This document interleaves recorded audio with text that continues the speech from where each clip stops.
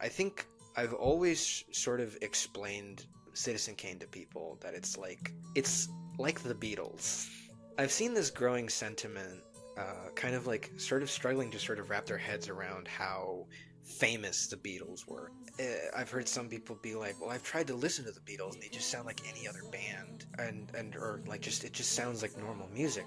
And to me, I'm like, that's the point. And I'm not a huge like Beatles fan, but it's just like, and they didn't invent every technique. They didn't necessarily invent every aspect of their sound, at least to my knowledge. But they picked and pulled, and they combined a lot of things, and they were able to do that on like a large stage, and it proliferated a lot. And so it's like now a lot of music sounds like the Beatles because they did that stuff and they got famous doing it, and so everybody was kind of looking to them. And that's sort of how I feel about Citizen Kane, where it's just like some people might watch it and say the cinematography is pretty, but it's not like unique.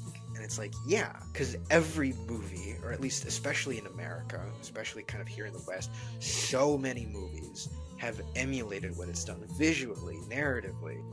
That's sort of how I explain it to people, where it's just like the reason it may not necessarily stand out is because that is how sort of I feel we are deep into emulating it, even all these like decades later.